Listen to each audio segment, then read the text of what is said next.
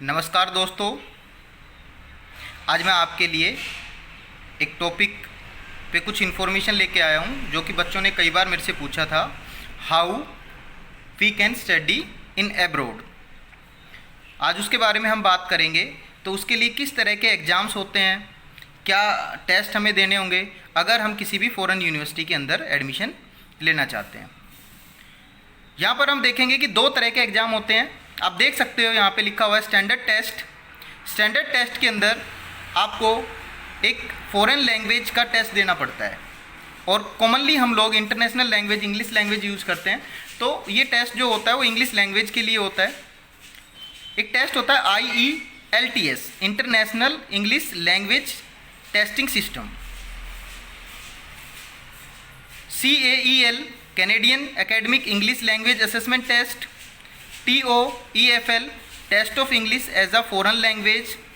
PTE, Pearson test of English.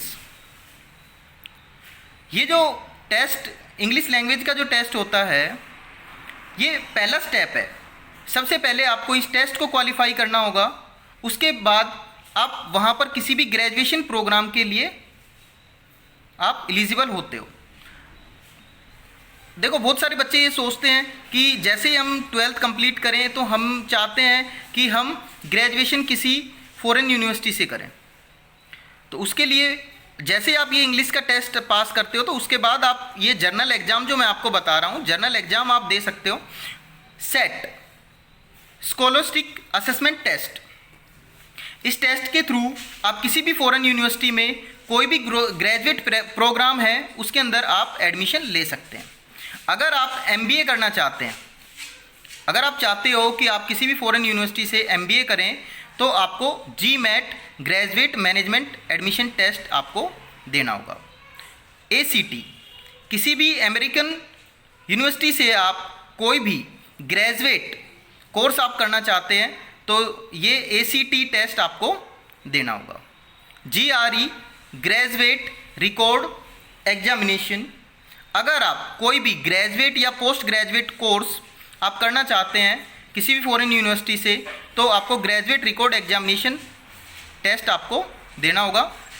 इससे आप BA, BCom, MCom, BSc, MSc इस तरह के आप कोर्सेज कर सकते हो।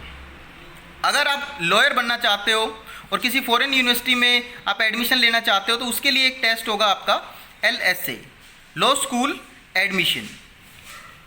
ठीक है। अब कुछ बच्चे ऐसे होते हैं जो एक स्पेसिफिक सब्जेक्ट के अंदर अपनी ग्रेजुएशन या पोस्ट ग्रेजुएशन PhD करना चाहते हैं तो उनके लिए भी कुछ टेस्ट अवेलेबल हैं, जैसे वो PCAT, VCAT, MCAT, DCAT। तो कॉमन एडमिशन टेस्ट होता है उन सब के लिए। इन एडमिशन टेस्ट को देकर वो वहाँ पर PhD MSc कोर्सेज में एडमिशन ले सकते हैं। अब हम बात करेंगे कि डॉक्यूमेंट क्या क्या रिक्वायर्ड है अगर आप एडमिशन लेने चाहते हो। तो जनरली आपके प्रीवियस एजुकेशन डॉक्यूमेंट तो आपके लगेंगे ही। उसके अलावा LOR, लेटर ऑफ रिकमेंडेशन हमें चाहिए।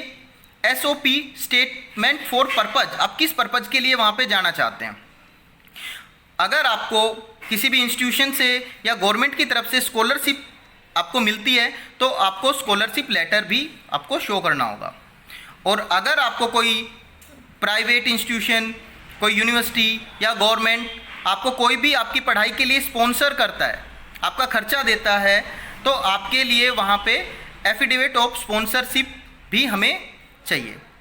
इसके अलावा अगर आप लोन लेकर पढ़ाई करने के लिए जाते हो तो आपका बैंक अकाउंट होना चाहिए, बैंक की डिटेल होनी चाहिए और किस पर्पज़ के लिए आपने लोन लिया है ये सारी चीज़ें हमें दिखानी होती है।